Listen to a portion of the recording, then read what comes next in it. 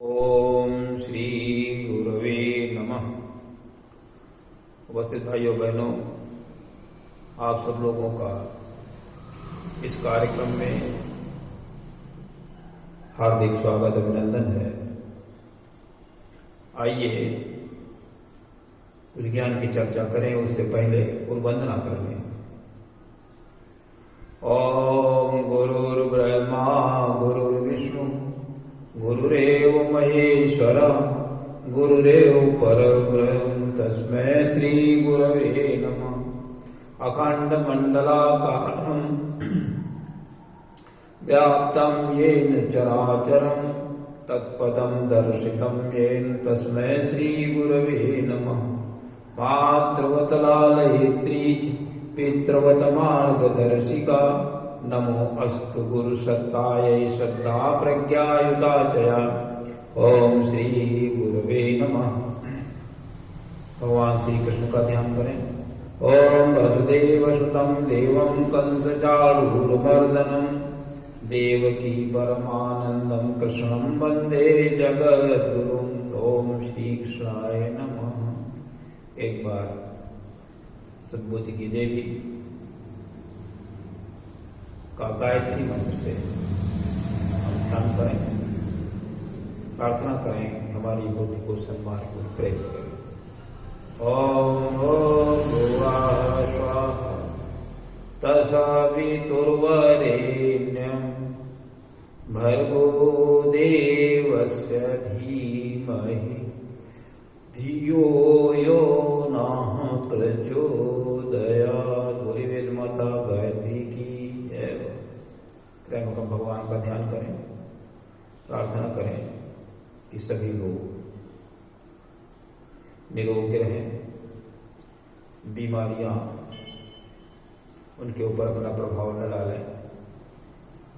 भगवान से प्रार्थना करें। ओम त्र्यंबकं यजामहे सुगंधिं पुष्टिवर्धनम् उर्वारुकमिव बंधनान् मृत्योर्मुक्षीयमामृतात्। भगवान की जय। श्रोता बंधुओं, पिछले दिन हमने चर्चा करी थी कि भरत जी भगवान राम जी के पास जा रहे हैं। गंगा जी को पार कर लिया, पूरे समुदाय के साथ, पूरे समूह के साथ में, अयोध्यावासियों के साथ में, गुरुजन है, विप्र है, माताएं हैं, सभी के साथ में प्रयागराज के लिए चल देते हैं। लेकिन भरत जी के दिल के अंदर एक बड़ी गंभीर सोच है कि हमारे स्वामी बिना जूते के पैदल वन को गए हुए हैं। इस ककरीली पथरीली ऊबड़ खाबड़ भूमि पर उन्होंने नंगे पैरों ही गमन किया है, इसलिए हमें भी नंगे पैरों ही जाना चाहिए। वैसे तो सेवक का कर्तव्य बड़ा ही कठोर है, हमें तो सर के पर जाना चाहिए। वो कहते हैं सरभर जाऊं उचित यस मोरा और सब ते सेवक धर्म कठोरा। सेवक का धर्म बड़ा ही कठोर होता है, तो कम से कम न सर के बल जाए तो हम नंगे पैर ही भगवान की तरह यहां से प्रस्थान करें। सभी ने बड़ा प्रयास किया, लेकिन भरत जी रथ के ऊपर, घोड़े के ऊपर नहीं बैठे और चलते चलते चलते चलते प्रयागराज पहुंच गए। त्रिवेणी के पास संगम पर पहुंच गए। यहां पर गंगा और यमुना का संगम हो रहा है। त्रिवेणी मध्य से निकल रही है अदृश्य रूप में सरस्वती जी, और ये संगम है प्रयागराज। बड़ा ही मनोकामनाओं की पूर्ण करने वाला तीर्थस्थल है। पैरों में छाले पड़ गए। और भरत जी कहते हैं कि यद्यपि क्षत्रिय का धर्म नहीं है कि भीख मांगे, लेकिन फिर भी हम तीर्थराज से कुछ मांगेंगे, हमारी मनोकामनाओं को पूर्ण करें। ये सारी दुनिया में विदित है कि प्रयागराज एक ऐसा तीर्थ है जो मनुष्य की मनोकामनाओं को पूर्ण करता है। तुलसीदास जी ने लिखा, भगवान भरत जी कहते हैं कि सकल काम प्रद तीर्थ राहु, ओ वेद विदित जग प्रगट प्रभाव।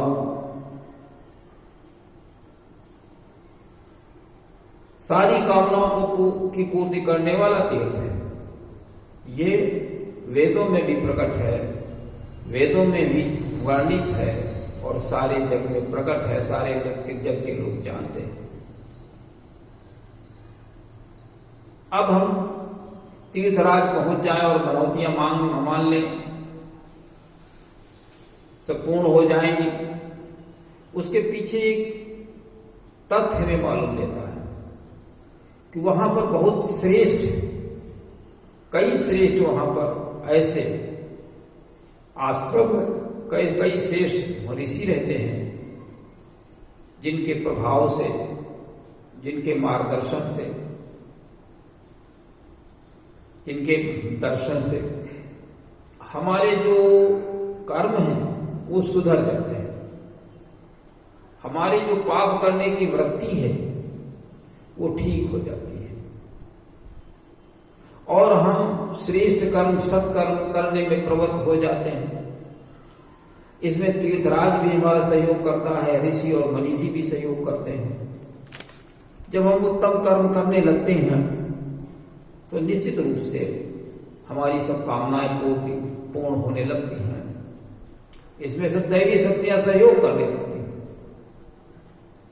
लेकिन हम श्रेष्ठ कार्य अगर न करें, फिर चाहें कि सारी कामनाएं पूर्ति हो जाएं, पाप कर्म करने लगे, तो कैसे संभव हो सकता है।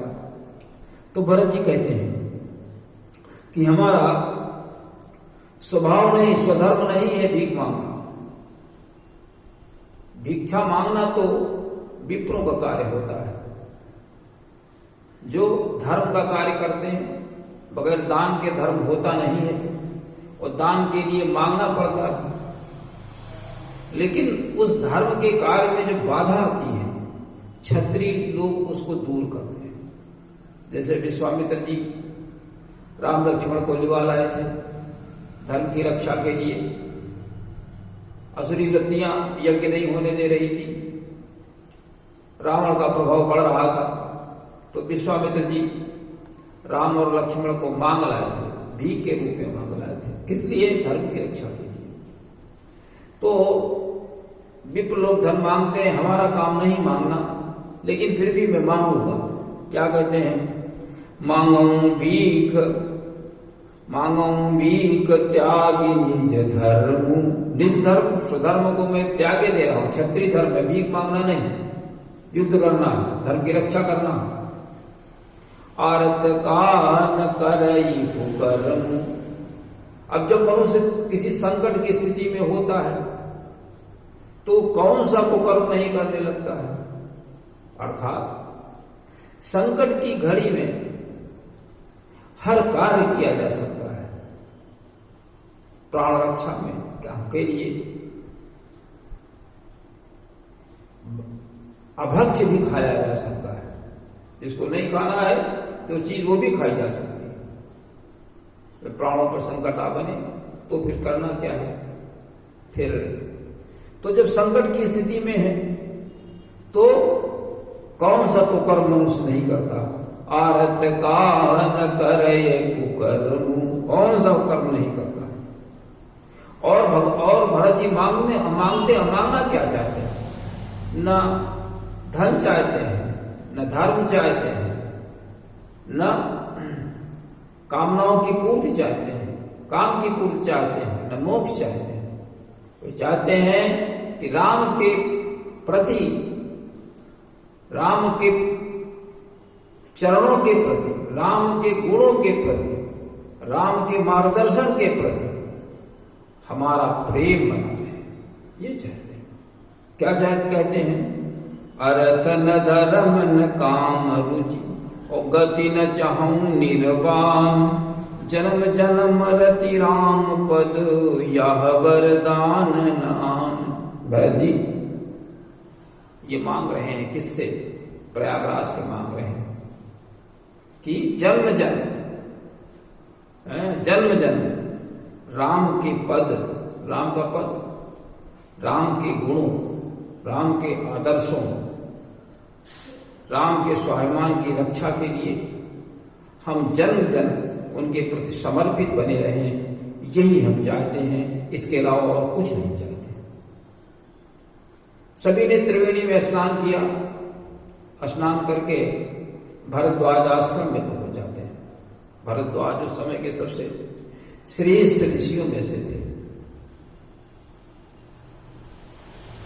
भरद्वाज जी को जैसे देखा तो भरत जी ने दंडवत प्रणाम किया और ऋषिवर ने उनको दौड़ करके उठा करके और गले से लगा दिया।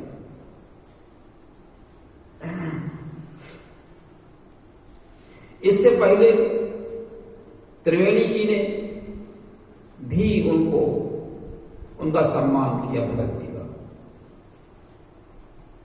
जब इस प्रकार की वार्ता कर रहे थे, जब इस प्रकार से वरदान मांग रहे थे, प्रार्थना कर रहे थे तीर्थराज से, तो त्रिवेणी ने उनके मंगल की बातें कही। त्रिवेणी मंगल देने वाली कोमल वाणी हुई। क्या हुई? कि आपसे अधिक राम को कोई दुनिया में प्रिय नहीं है, सबसे अधिक कोई प्रिय है आप। क्या कहती हैं? तुम सन राम को प्रिय नाही, आपसे अधिक राम को कोई प्रिय नहीं है। ऐसा जब वाणी सुनी तो भरत का हृदय आनंद से भर गया, गदगद हो गया। उन्होंने समझ लिया कि भगवान हमको बहुत चाहते हैं। तो आगे फिर भरद्वाज जी से मुलाकात होती है। भरद्वाज जी ने जैसे देखा भरत दंडवत प्रणाम कर रहे हैं, दौड़ करके उठा लिया और गले से लगा दिया और कहा, हम धन्य हो गए आपको देख करके। पहले तो राम जी हमसे मिले, उनके दर्शन पाए और उन्हीं के कारण आपके दर्शन हो रहे हैं। दौड़ करके गले से लगा लिया। क्या लिखते हैं? कहते हैं, धाई उठाई लाई उरली ने और दीनी असीस कृतार्थ कीने, और आशीर्वाद देकर के उनको कृतार्थ किया। आशीर्वाद देकर के उनके हौसले को बढ़ाया, उनका आदर सम्मान किया, उन्हें उनके मंगल की कामना की, कृतार्थ हो गया। भरद्वाज जी ने बताया कि राम लक्ष्मण सीता ने रात भर आपके गुणों का ही गान किया। आपके लिए वो आपकी ही प्रशंसा करते करते पूरी रात बीत गई। इतना राम आपको चाहते हैं, आप राम को इतना प्रिय हैं कि वे आपके गुणों का वर्णन करना भूलते नहीं। आपके गुणों से वो स्वयं प्रेरणा लेते हैं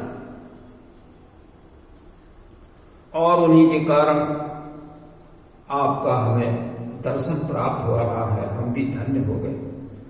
पहले तो राम सीता लक्ष्मण के दर्शन किए तब धन्य हुए, अब आपके दर्शन पा रहे हैं तो धन्य हो रहे हैं।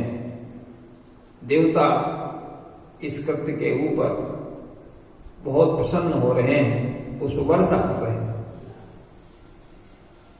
लेकिन भरत जी को हृदय के अंदर असंतोष बना हुआ है। वो कहते हैं कि हे ऋषिवर, हमको और किसी चीज का दुख नहीं है, माता ने जो सब कृत्य किया उसकी कोई ग्लानि नहीं है। पिताजी का देहावसान हो गया उसकी कोई ग्लानि नहीं। हमें अगर सबसे बड़ी ग्लानि है तो ये है कि हमारे स्वामी राम बगैर जूते के, बगैर चप्पलों के, राम सीता लक्ष्मण वन वन में मुनि वेश धारण करके घूम रहे हैं और कष्ट उठा रहे हैं। खाने को नहीं, खाने को फल फूल, पहनने को वल्कल वस्त्र और जमीन पर सोना, पत्ते और कुछ बिछा करके जमीन पर सोते होंगे, पेड़ों के नीचे रहते होंगे।